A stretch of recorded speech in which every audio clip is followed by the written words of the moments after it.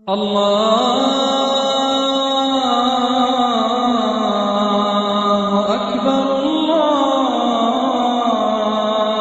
আকবার, আল্লাহু আকবার, আল্লাহু আকবার। অনেক সময় আমরা গোসল করি আমাদের শরীরকে ঠান্ডা করার জন্য, যদি বেশি গরম পড়ে।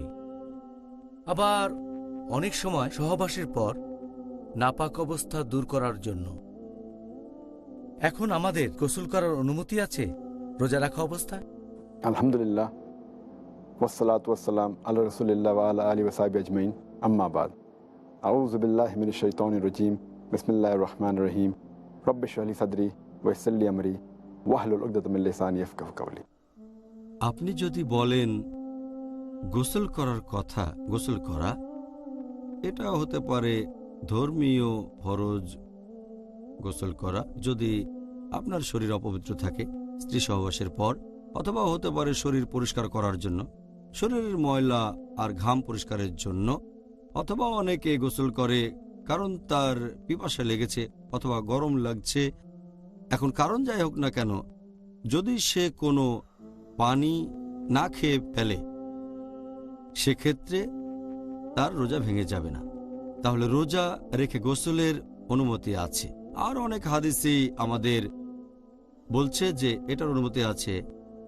এটা উল্লেখ করা হয়েছে সেই বুখারীতে খণ্ড নম্বর 3 বুক অব ফাস্টিং হাদিস নাম্বার 1926, যে আয়েশা রাদিয়াল্লাহু আনহা তিনি বলেছেন যে আমাদের নবী ঘুম থেকে উঠলেন, তিনি রাতে সহবাস করেছিলেন, তখন তিনি জানাবা অবস্থায় ছিলেন, তিনি রোজাও ছিলেন।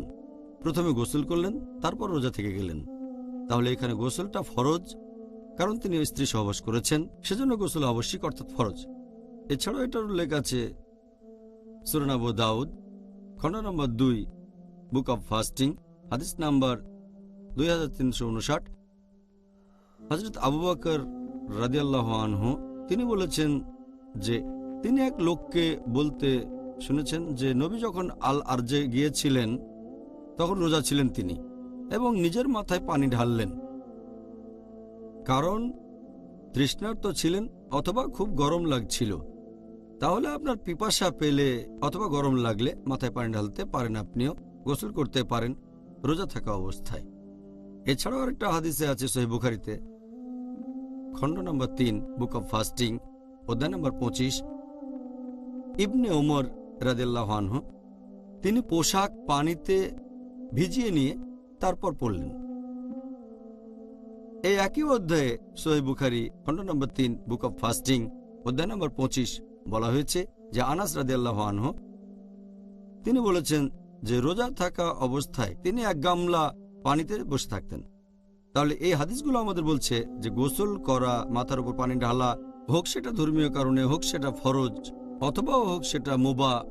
হয়তো আপনার খুব গরম লাগছে, অথবা নিজেকে নোংরা লাগছে, অথবা পিপাসায় লেগেছে, রোজা থাকা অবস্থায় গোসলের অনুমতি আছে, তবে যেন গোসলের সময় আপনারা পানি খেয়ে না ফেলেন।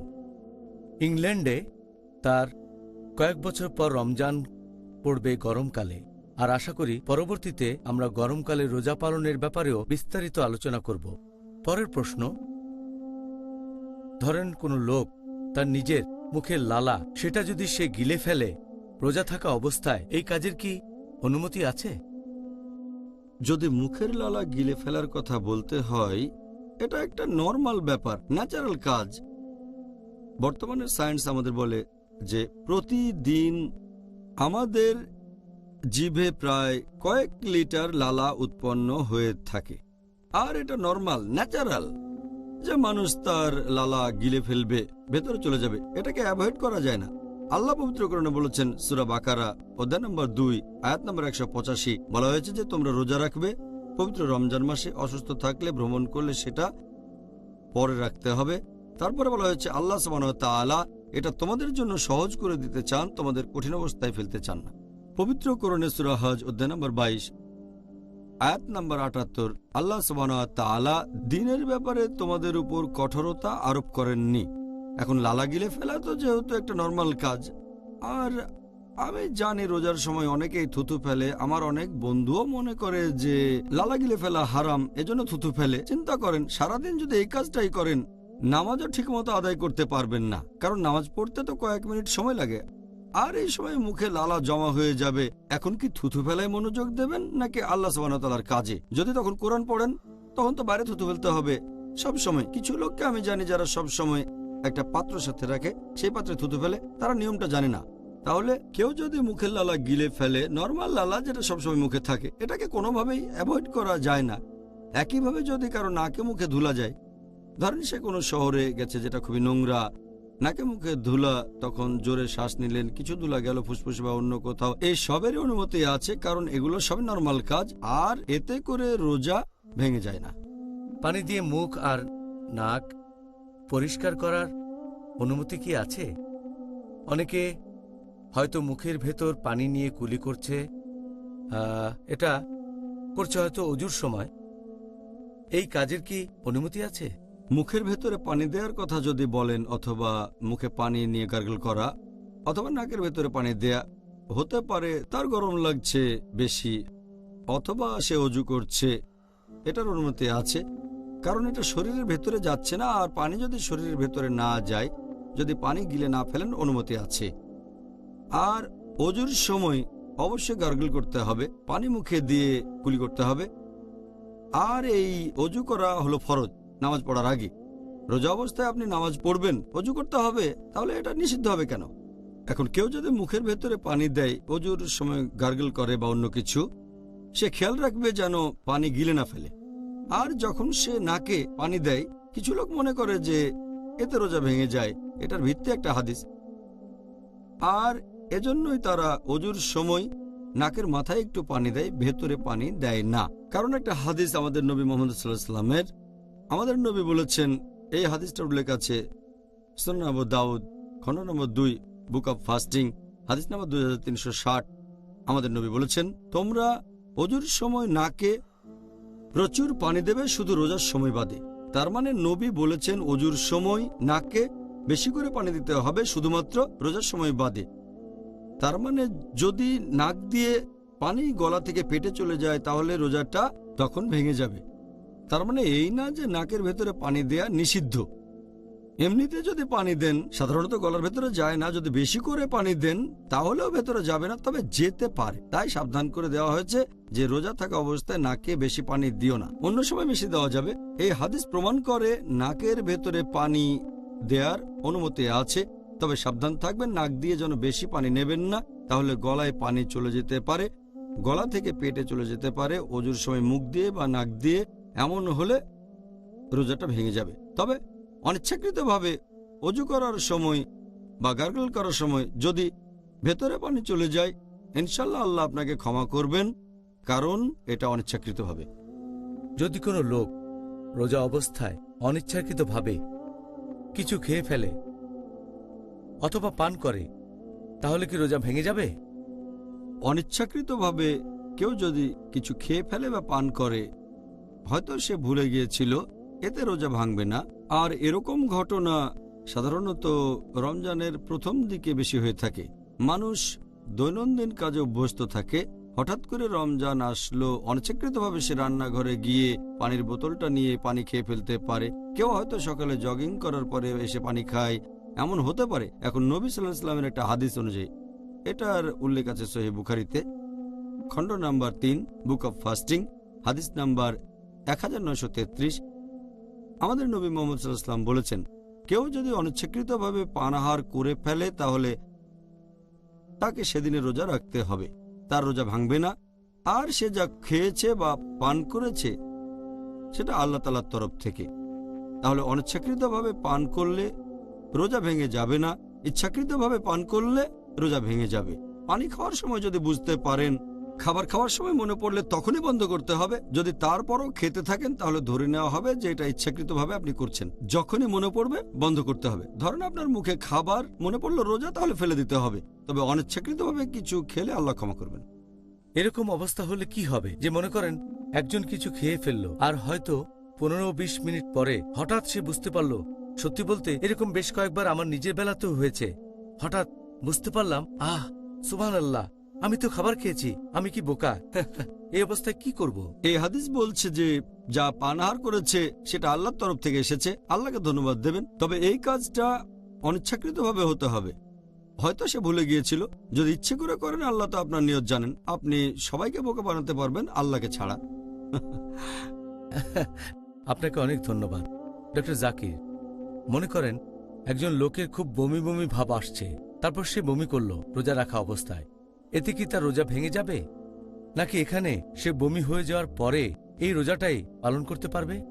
বমি করার ব্যাপারটা ইচ্ছাকৃত হতে পারে, আবার অনিচ্ছাকৃতও হতে পারে। আমাদের নবী মুহাম্মদ সাল্লাল্লাহু আলাইহি ওয়াসাল্লাম বলেছেন, এটা একটা সহিহ হাদিস, তিরমিজিতে এটার উল্লেখ আছে, বুক অব ফাস্টিং, হাদিস নাম্বার 720। আমাদের প্রিয় নবী বলেছেন যে যদি কেউ অনিচ্ছাকৃতভাবে বমি করে, সে তার রোজাটা পালন করবে, তার রোজা ভাঙবে না। কিন্তু কেউ যদি ইচ্ছাকৃতভাবে বমি করে, যদি কোনো লোক ইচ্ছে করে বমি করে, তাহলে তার রোজা ভেঙে যাবে। এই রোজা তাকে পরে অন্য সময় রাখতে হবে। এই হাদিস আবারও বলছে সুনান আবু দাউদ, খণ্ড নম্বর 2, বুক অব ফাস্টিং, হাদিস নম্বর 2374।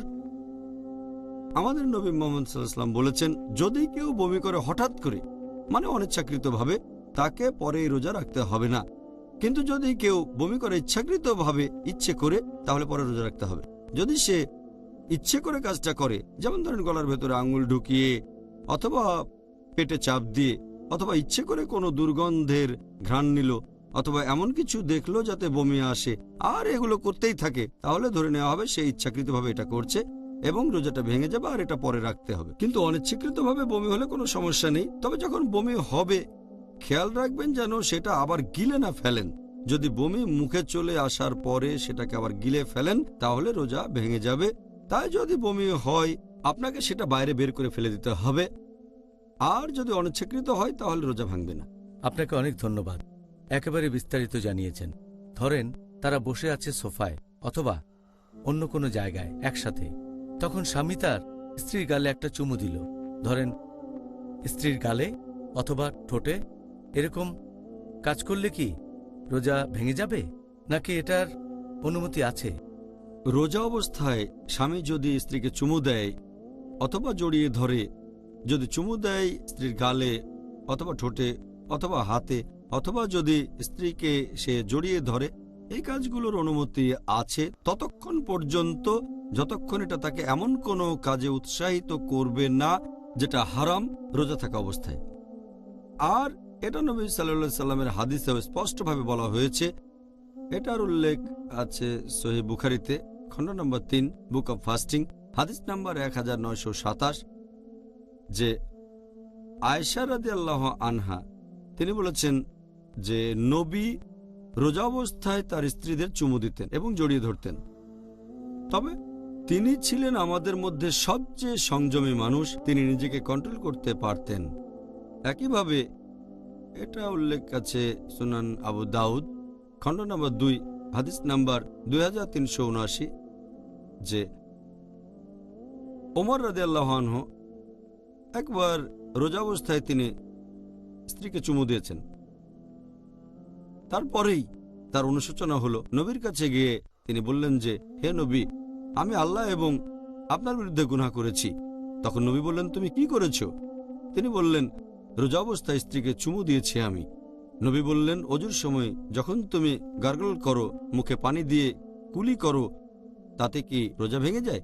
তখন ওমর রাদিয়াল্লাহু আনহু বললেন, না। তাহলে চিন্তা করো না। তার মানে আপনি স্ত্রীকে চুমু দিতে বা জড়িয়ে ধরতে পারেন। এছাড়াও আরেকটা হাদিস যেটার উল্লেখ আছে মাসনাদ আহমদ, খণ্ড নম্বর 2, হাদিস নম্বর 6739, একজন সাহাবা বর্ণনা দিয়েছেন, একজন যুবক নবীর কাছে এসে জিজ্ঞেস করল যে, হে নবী, আমি রোজা থাকা অবস্থায় কি আমার স্ত্রীকে চুমু দিতে পারবো? নবী উত্তরে বললেন, না।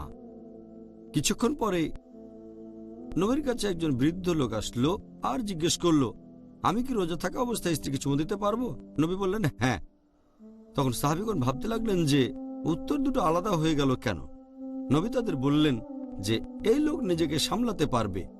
এখানে নিয়মটা হচ্ছে, যদি কেউ জানে যে স্ত্রীকে চুমু দেওয়া বা জড়িয়ে ধরার পর সে নিজেকে কন্ট্রোল করতে পারবে, এতে সে এমন কোনো কাজে উৎসাহিত হবে না যাতে রোজা ভেঙে যায়।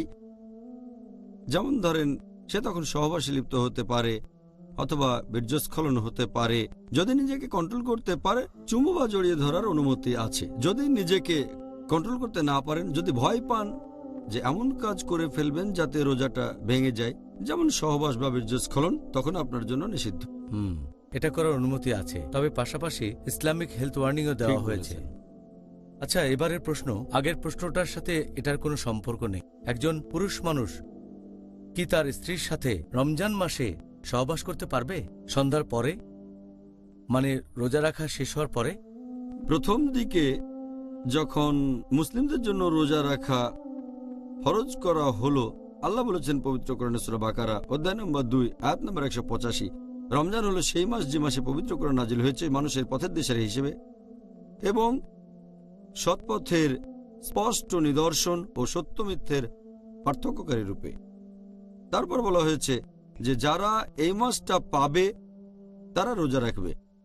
তাহলে যখন মুসলিমদের জন্য এই রোজাকে ফরজ করা হলো পুরো রমজান মাস ধরে, প্রথম দিকে নিয়মটা এমন ছিল যে স্ত্রীর কাছে যাওয়া, স্ত্রীর সাথে সহবাস করা পুরো রমজান মাসে নিষিদ্ধ হোক, সেটা দিনের বেলায় অথবা রাতের বেলায়। আর আল কুরতুবির তাফসিরে এটা উল্লেখ আছে, খণ্ড নম্বর 2 পৃষ্ঠা নম্বর 210, যে উমর রাদিয়াল্লাহু আনহু একবার নবীর সাথে রাতে অনেক সময় ছিলেন, তারপর নবীকে ছেড়ে নিজের বাসায় চলে আসলেন। যখন বাসায় আসলেন তখন তার স্ত্রীর সাথে সহবাসের ইচ্ছে হলো। তিনি সহবাস করলেন। সকালে ঘুম থেকে উঠে খুব লজ্জা পেলেন এবং নবীর কাছে গিয়ে বললেন, আমি আল্লাহ এবং আপনার সাথে অন্যায় করেছি। নবী তখন বললেন, কেন? কারণ আমি স্ত্রীর সাথে সহবাস করেছি। আমার ইচ্ছা হয়েছিল, তখন স্ত্রীর কাছে গিয়েছিলাম, তার সাথে বিছানায় গিয়েছি, তার সাথে সহবাস করেছি। নবী বললেন, তুমি কি সত্যি এটা করেছো? উমর রাদিয়াল্লাহু আনহু বললেন, হ্যাঁ। তিনি নবীকে বললেন, কোনোভাবে কি আমাকে ক্ষমা করা যায়? তখন নবী সাল্লাল্লাহু আলাইহি সাল্লাম বললেন, আল্লাহ ছাড়া কেউ তোমাকে ক্ষমা করতে পারে না, একমাত্র তিনি পথ দেখাতে পারেন। এর পরপরই সূরা বাকারার একটা আয়াত অধ্যায় নম্বর 2 আয়াত 187 নাজিল করা হলো। বলা হলো, সিয়ামের রাতে তোমাদের জন্য স্ত্রী সহবাস করা বৈধ করা হয়েছে। হুন্না লিবাসুল লাকুম ওয়া আনতুম লিবাসুল লাহুন্না, কারণ তারা তোমাদের পরিচ্ছদ, তোমরা তাদের পরিচ্ছদ। আয়াতটাতে আরো বলা হয়েছে যে আল্লাহ জানেন তোমরা এই সময়ে নিজেদের সাথে অবিচার করছিলে, আল্লাহ তোমাদের ক্ষমা করেছেন। এখন থেকে তোমরা স্ত্রীদের সাথে সহবাস করতে পারবে এবং আল্লাহ তোমাদের জন্য যা বিধিবদ্ধ করেছেন তা কামনা করো। তোমরা পানাহার করো ততক্ষণ যতক্ষণ রাতের কালো রেখা থেকে সকালের সাদা রেখা স্পষ্ট না হয়। তারপর সিয়াম পূর্ণ করো সূর্যাস্ত পর্যন্ত, রাত না হওয়া পর্যন্ত। তাহলে আয়াতটা যখন নাজিল হলো সূরা বাকারা অধ্যায় 2 আয়াত 187, সেই সময় থেকে রমজান মাসে রাতের বেলায় মুসলিমদের জন্য স্ত্রী সহবাস করা বৈধ হয়ে গেল। তাহলে এখনকার নিয়মটা হচ্ছে, আপনি স্ত্রীর সাথে সহবাস বা যৌন সম্ভোগ করতে পারবেন না দিনের বেলায়, যে সময় আকাশে ভোরের আলো ফোটে, তার মানে ফজরের ওয়াক্ত থেকে সূর্যাস্ত পর্যন্ত। তবে সূর্য ডোবার পরের সময় থেকে ভোর হওয়ার ঠিক আগে পর্যন্ত, ফজরের নামাজের আগে স্ত্রী সহবাস করতে পারবেন, এটা বৈধ, এতে কোনো সমস্যা নেই। খুব সুন্দর। এই ব্যাপারটা আপনি আগেও বলেছিলেন যখন আমরা রমজানের ইতিহাস নিয়ে আলোচনা করেছিলাম। হ্যাঁ, আর যাই হোক, আবার বলা আমাদের জন্য ভালো হলো। ইসলাম ধর্মের বিভিন্ন দিকগুলো এরকম একে অন্যের সাথে সম্পর্কিত। আপনার জন্য এবারের প্রশ্ন, যে ধরেন একজন লোকের স্বপ্নদোষ হয়েছে দিনের বেলায় আর রোজা থাকা অবস্থায়, এতে করে কি তার রোজা ভেঙে যাবে নাকি এটার অনুমতি আছে? রোজা অবস্থায় দিনের বেলায় কারো স্বপ্নদোষ হলে নিয়মটা কি? যদি রোজা থাকা অবস্থায় কারো দিনের বেলায় স্বপ্নদোষ হয়, হয়তো ফজরের নামাজ পড়ে ঘুমিয়েছে, তারপরে স্বপ্নদোষ হলো, এটা হচ্ছে অনিচ্ছাকৃত। যদি কারো স্বপ্নদোষ হয় এবং বীর্যস্খলন হয়, যেটা অনিচ্ছাকৃত, এজন্য তাকে কোনো দোষ দেয়া যাবে না। তাহলে এই ক্ষেত্রে যেহেতু এটা অনিচ্ছাকৃত, অবশ্যই তার রোজা ভাঙবে না আর সে রোজা সম্পূর্ণ করবে। এ সময় তাকে যে পরামর্শটা দেয়া যায় সেটা হলো, তাকে যত তাড়াতাড়ি সম্ভব গোসল করে নিতে হবে, যাতে করে সে পরে নামাজ পড়তে পারে। বাহ, খুব সুন্দর। আপনি একেবারে সহজ করে বললেন। আপনাকে ধন্যবাদ।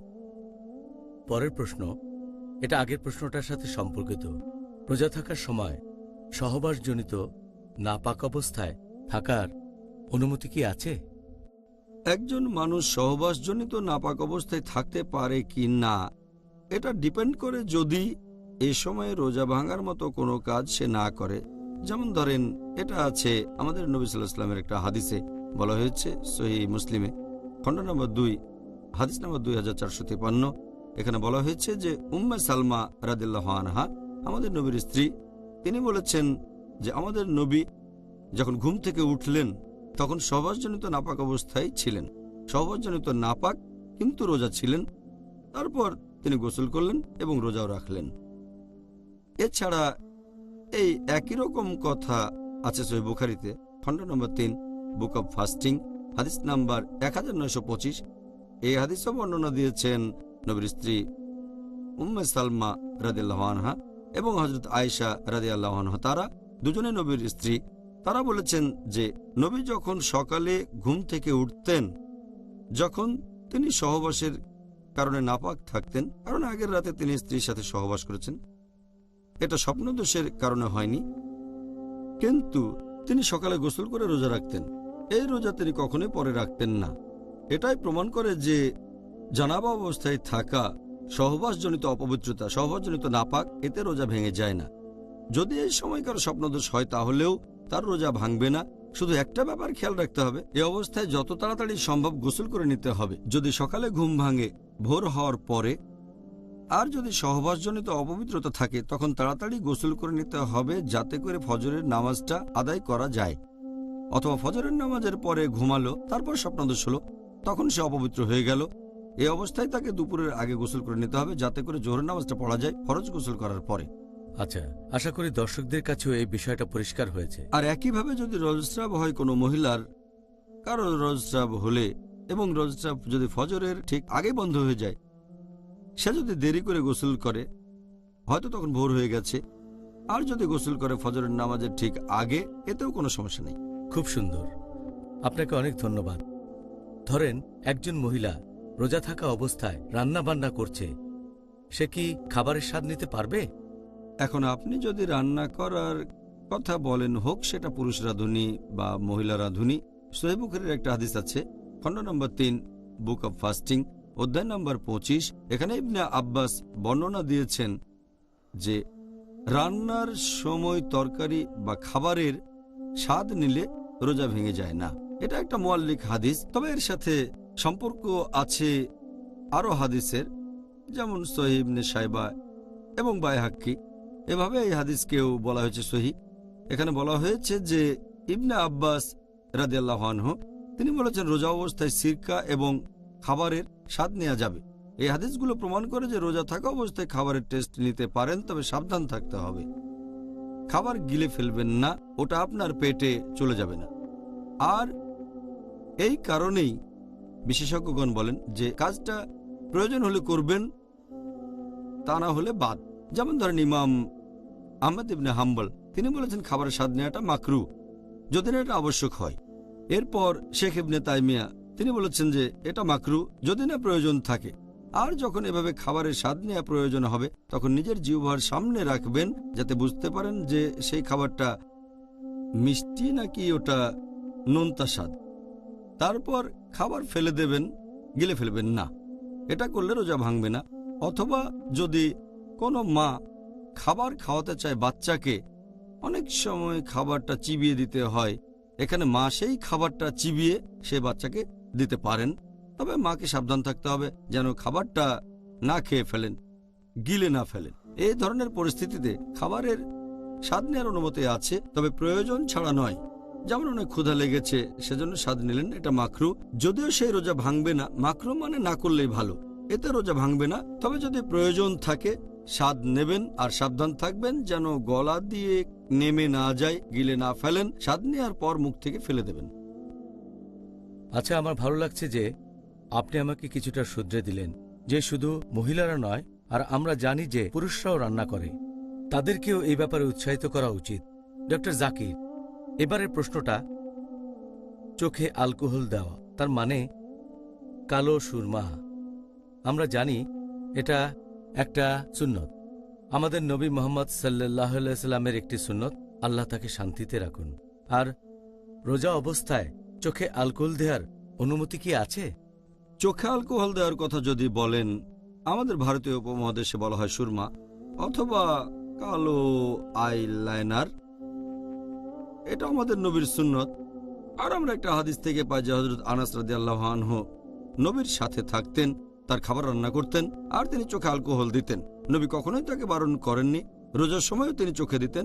এতেই প্রমাণ হয় চোখে সুরমা দিলে রোজা ভেঙে যায় না, এটার অনুমতি আছে।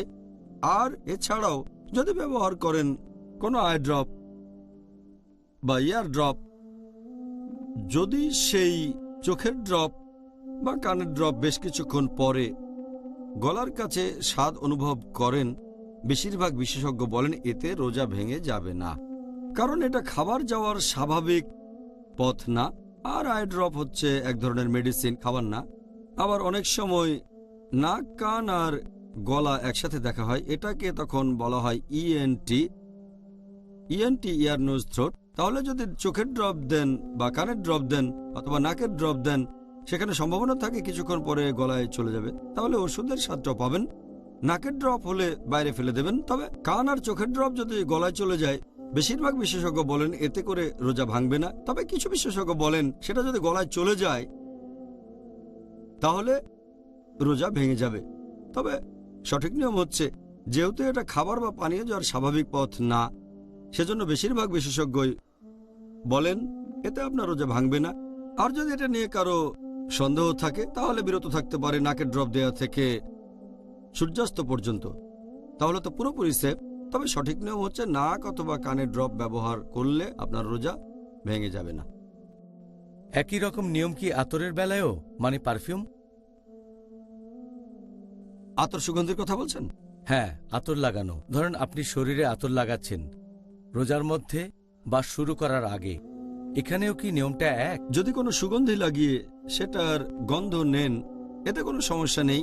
পারফিউমের গন্ধ নেওয়ার অনুমতি আছে, যে কোনো পারফিউম। তবে তা থেকে যেন ধোঁয়া বের না হয়। আগরবাতি দেখেছেন আপনি? এইভাবে ধোঁয়া যদি বের হয়, এই ধোঁয়ার গন্ধ নিলে সেটা নাকে চলে যাবে, তারপর পাকস্থলীতে চলে যাবে, তারপর কিছু কণা ভেতরে চলে যেতে পারে। এটা বুখুর। হ্যাঁ, এই ব্যাপারে আমাদের একটু সাবধান থাকতে হবে। এছাড়া আতর, পারফিউমের গন্ধ নিলে সমস্যা নেই, এতে আমাদের রোজা ভাঙবে না। আমাদের এবারের প্রশ্নটা হলো ইনজেকশনের উপর। রোজা অবস্থায় কি ইনজেকশন নেওয়া যাবে? ইনজেকশনের কথা যদি বলতে হয়, বিভিন্ন ধরনের ইনজেকশন আছে। একটা ইনজেকশন দেওয়া হয় শিরা বা ধমনীতে, আরেকটা দেওয়া হয় রোগীর মাসলে, আরও অনেক জায়গায় দেওয়া হয়। তবে ইনজেকশনগুলোকে মোটামুটি দুই ভাগে ভাগ করা যায়। প্রথম ধরনের ইনজেকশন আমাদের শরীরে পুষ্টির যোগান দিয়ে থাকে, যেটা অনেকটা খাবার দেওয়ার মতোই।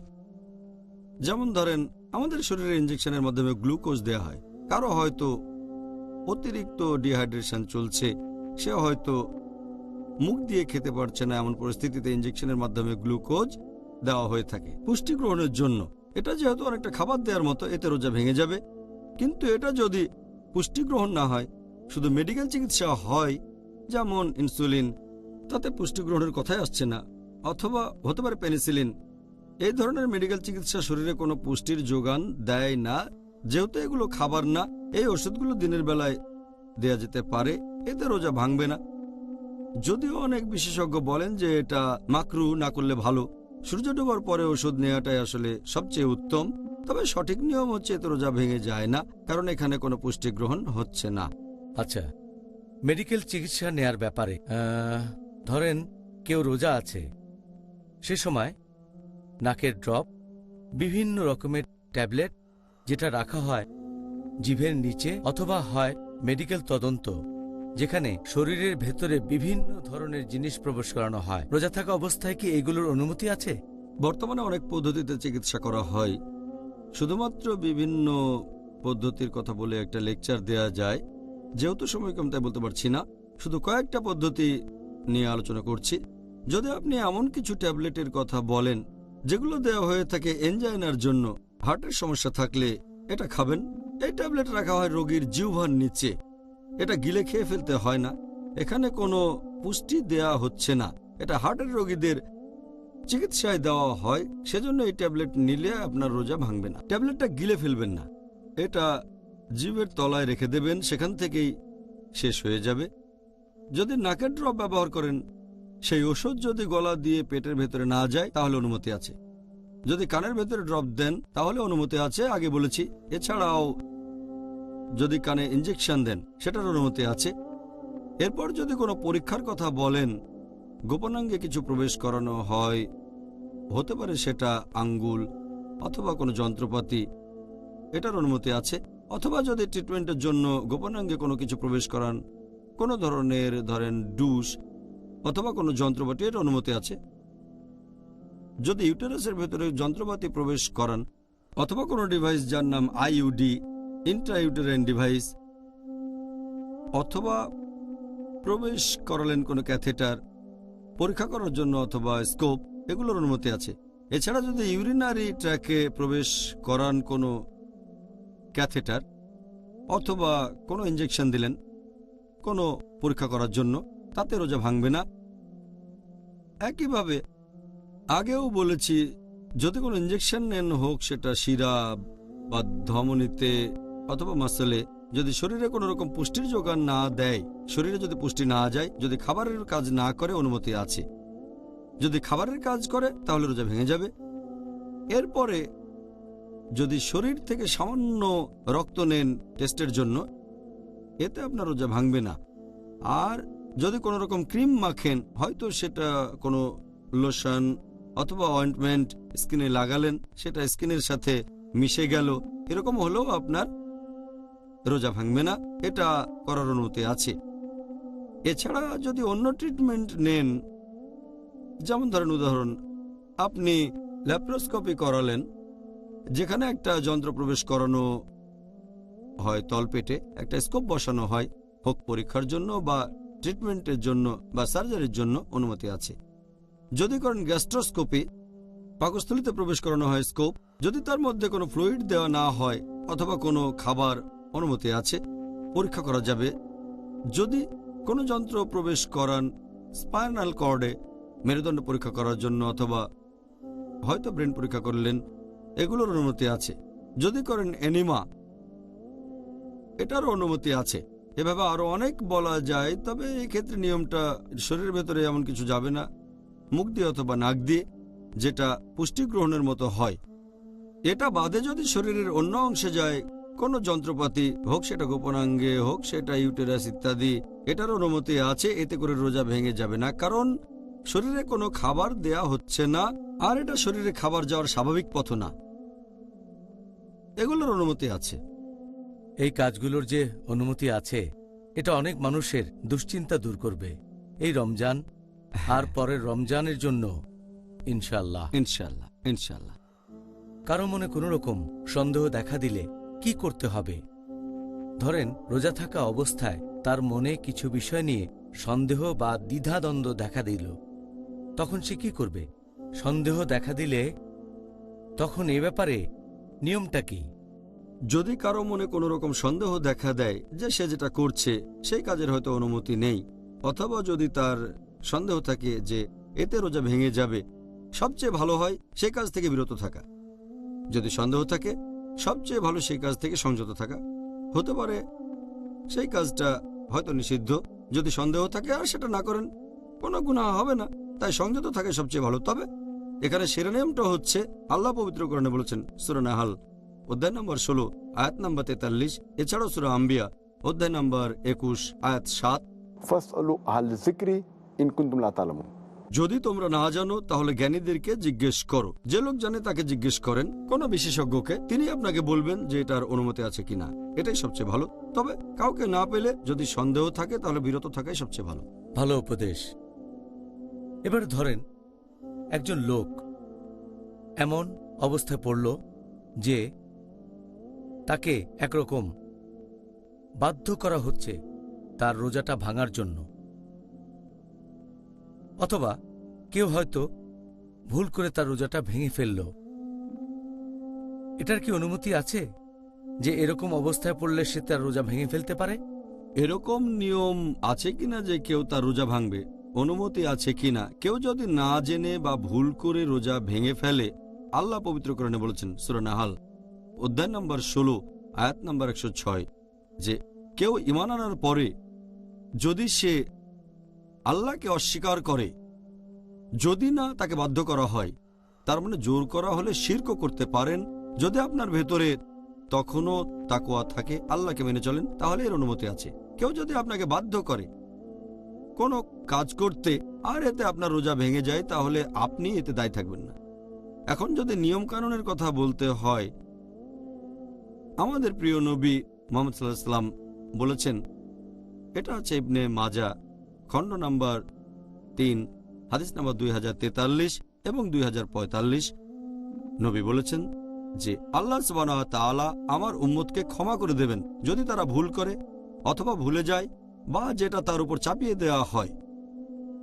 জোর করা ছাড়াও যদি সে ভুল করে অথবা কোনো কিছু ভুলে যায়, আল্লাহ সেটা ক্ষমা করবেন। পবিত্রকরণে এটা বলা হয়েছে সূরা আহজাব অধ্যায় নম্বর 33 আয়াত নম্বর 5 যে যদি তোমরা কোনো ব্যাপারে ভুল করে ফেলো কিন্তু তোমাদের নিয়ত ছিল না, তাহলে আল্লাহ ক্ষমা করবেন। এছাড়াও আল্লাহ বলেছেন সূরা বাকারা অধ্যায় নম্বর 2 আয়াত নম্বর 286, তোমরা আল্লাহর কাছে প্রার্থনা করো, হে প্রতিপালক, যদি আমরা বিস্মৃত হই অথবা ভুল করি আমাদের পাকড়াও করো না। তাহলে যে কাজগুলোর কারণে রোজা ভেঙে যায়, যেমন খাওয়া দাওয়া, পান করা, সহবাস ইত্যাদি, এই কাজগুলো, এক্ষেত্রে 4টা বিষয়ের দিকে লক্ষ্য রাখতে হবে। যদি কাজটা করতে কেউ বাধ্য করে তাহলে সে দায়ী হবে না। যদি কেউ আপনাকে জোর করে সেজন্য আপনি দায়ী হবেন না, আল্লাহ আপনাকে ক্ষমা করবেন।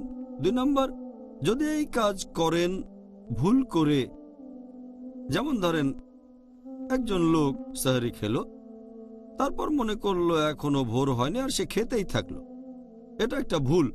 যখন সে বুঝলো খাওয়া বন্ধ করলো, এটা সে ভুল করেছে, আল্লাহ ক্ষমা করে দেবেন। অথবা কেউ হয়তো ভুলে গিয়ে একটা কাজ করে ফেললো, যেমন কেউ হয়তো রোজা অবস্থায় অনিচ্ছাকৃতভাবে পানি খেয়ে ফেললো, যদি ভুল করে থাকে তাহলে আল্লাহ ক্ষমা করবেন, সে রোজা রাখতে পারবে। 4র্থ পয়েন্টটা হচ্ছে, যদি কেউ না জেনে কোনো কাজ করে, এটা সম্পর্কে জানতোই না, যেমন ধরেন একটা লোক হয়তো জানে না যে ইচ্ছাকৃতভাবে বমি করলে, ইচ্ছে করে বমি করলে রোজাটা ভেঙে যায়, আর তারপর সে হয়তো মুখের ভেতরে আঙ্গুল দিয়ে ইচ্ছে করে বমিটা করে ফেললো, তাহলে সেই কাজটা করলে একেবারে না জেনে। এমন হলে ইনশাল্লাহ আল্লাহ ক্ষমা করবেন। এই 4টা ক্যাটাগরি, কারণ আল্লাহ আমাদের উপর অতিরিক্ত বোঝা চাপাতে চান না। আর নবী বলেছেন, যদি তোমরা ভুলে যাও অথবা ভুল করো অথবা যদি তোমাদের বাধ্য করা হয়, এমন হলে ইনশাল্লাহ আল্লাহ ক্ষমা করবেন। এটা আল্লাহ সুবহানাহু ওয়া তাআলার দয়া। সত্যি বলতে ডক্টর জাকির, আমার কাছে এটা পরিষ্কার, আর আশা করি দর্শকের কাছেও পরিষ্কার, যে আল্লাহর দয়া তার শাস্তির চেয়ে অনেক বেশি। আল্লাহু আকবার, সুবহানাল্লাহ। ধরেন একজন লোক অ্যাজমা রোগে ভুগছে, অ্যাজমা, তখন সে কি রোজা রাখা অবস্থায় চিকিৎসা নিতে পারে? যেমন অক্সিজেন, ভ্যাপোরাইজার বা বিভিন্ন রকমের ট্যাবলেট। যদি কোনো লোক অ্যাজমার জন্য চিকিৎসা নিয়ে থাকে, অ্যাজমা বা হাঁপানির রোগীরা বিভিন্ন রকমের চিকিৎসা নিয়ে থাকে, হতে পারে পাফার, হতে পারে অক্সিজেন অথবা ভ্যাপোরাইজার, এছাড়াও হতে পারে ট্যাবলেট বা ক্যাপসুল। এক কথায়, যদি কেউ পাফার ব্যবহার করে তখন সেখান থেকে গ্যাস চলে যায় ফুসফুসে, ফুসফুসে আকারে বড় হয়। এতে রোজা ভাঙবে না, কারণ এটা তো শুধু গ্যাস ফুসফুসে যাচ্ছে, এটা কোনো খাবার না, আর পাকস্থলীতেও যাচ্ছে না, এটা শুধুমাত্র গ্যাস, সেজন্য এতে রোজা ভাঙবে না যদি কেউ পাফার ব্যবহার করে। এরপর যদি অক্সিজেনের কথা বলেন, এটা ফুসফুসের ভেতরে চলে যায় আবার বেরিয়ে আসে, এভাবে ফুসফুসে অক্সিজেন নিলে রোজা ভেঙে যাবে না, রোজা বাতিল হয়ে যাবে না। কিন্তু যদি ভ্যাপোরাইজারের কথা বলেন, এই চিকিৎসা অনেক রকমের হতে পারে, সেটা হতে পারে তরল অথবা কোনো গ্যাস অথবা কোনো কিছুর দানা, আর এই ওষুধ রাখা হয় একটা পাত্রে, তারপর বাটনে চাপ দিলে মেশিনে প্রেসার বাড়ে, তখন সেই প্রেসারে ওষুধ ফুসফুসের ভেতরে চলে যায়, হয়তো যেতে পারে কোনো নল দিয়ে, মাস্কের ভেতর দিয়ে, তবে সেটা যখন ফুসফুসে যায় তখন সম্ভাবনা থাকে যে বেশ কিছু দানা চলে যেতে পারে পাকস্থলীতে। এজন্য বেশিরভাগ বিশেষজ্ঞ বলেন যে অ্যাজমার জন্য ভ্যাপোরাইজার দিয়ে চিকিৎসা নিলে আপনার রোজা ভেঙে যাবে।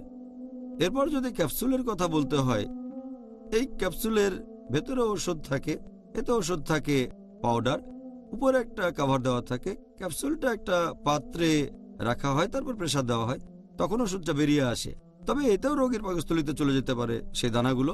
তখন ক্যাপসুল দিয়ে অ্যাজমার চিকিৎসা করলেও আপনার রোজা ভেঙে যেতে পারে। অ্যাজমার চিকিৎসা করতে গেলে এই দুটো পদ্ধতির ব্যাপারে অনুমতি আছে, বাফার এবং অক্সিজেন, এ দুটোতে রোজা ভাঙবে না। এবার আরেকজন দর্শকের প্রশ্ন, রোজা থাকা অবস্থায় কি টুথপেস্ট ব্যবহার করার অনুমতি আছে? টুথপেস্ট ব্যবহারের ব্যাপারে বেশিরভাগ বিশেষজ্ঞই বলেন যে টুথপেস্ট ব্যবহারের অনুমতি আছে। শেখ বিন বাজও বলেন, আল্লাহ তাকে রহমত করুন, তিনি বলেছেন পেস্ট আর ব্রাশ দিয়ে দাঁত পরিষ্কার করাটা অনেকটা মেসোয়াকের মতো। আর নবী মেসোয়াকের ব্যবহারে কখনো নিষেধ করেননি। কোনো সমস্যা নেই, এতে রোজা ভাঙবে না। তবে খেয়াল রাখবেন টুথপেস্ট যেন গিলে না ফেলেন।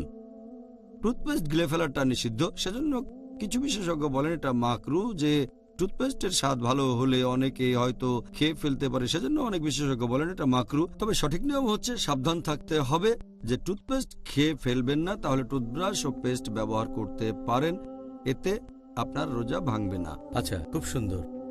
দর্শকদের কাছ থেকে পরের প্রশ্ন, রোজা অবস্থায় কি থুতু ফেলতে হবে? যখন মুখে পানি নিয়ে কুলি বা গার্গল করি, বিশেষ করে ওজুর সময় কি এটা করতে হবে? সাধারণত যারা রোজা রাখে তাদের অনেকেই ভাবে যে যখন আপনি পানি দিয়ে গার্গল করছেন অথবা মুখে পানি নিয়ে কুলি করছেন তখন থুতু ফেলতে হবে, তা না হলে কিছু পানি পেটে চলে যাবে। তবে সঠিক নিয়মটা হচ্ছে, বেশিরভাগ বিশেষজ্ঞ একমত যে আপনি যখন গার্গল করছেন অথবা কুলি করছেন তখন থুতু ফেলার কোনো দরকার নেই, কোনো প্রয়োজন নেই। এছাড়া যে বিশেষজ্ঞরা বলেন যে থুতু ফেলতেই হবে, সেটাও মাত্র একবার।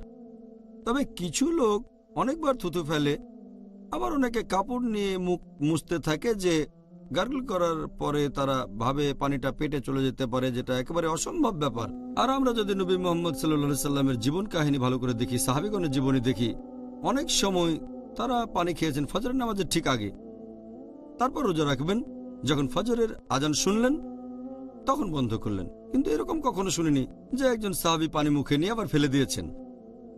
যদি গার্গল করার সময় থুতু ফেলেন, মানুষজন রোজা শুরু করার আগেই যে গার্গল করে সাহারির শেষ সময় যখন আজান শোনেন, নিশ্চয়ই কোনো হাদিসে কথা বলতো যে সাহাবী কোনো থুতু ফেলতেন, তারা খেয়াল রাখতেন পানি যেন গলায় না যায়, এমন হাদিস দেখেনি। আর অজু করার সময় যদি গার্গল করেন অথবা পানি দিয়ে মুখ পরিষ্কার করেন, পানিটা ফেলে দেন ব্যাস। তারপরও যদি থুতু ফেলতে চান, আমার মনে হয় একবার ফেললে যথেষ্ট। থুতু যদি বারবার ফেলতেই থাকেন তাহলে এক পর্যায়ে মুখ শুকিয়ে যাবে। মুখের এই থুতুর বেশিরভাগ অংশই হচ্ছে লালা, আপনার এত কষ্ট করার কোনো প্রয়োজন নেই। এটা জেনে ভালো লাগলো, কারণ রোজা অবস্থায় বারবার থুতু ফেললে তো জীবনটাই কঠিন হয়ে যেত। আপনাকে অনেক ধন্যবাদ ডক্টর জাকির।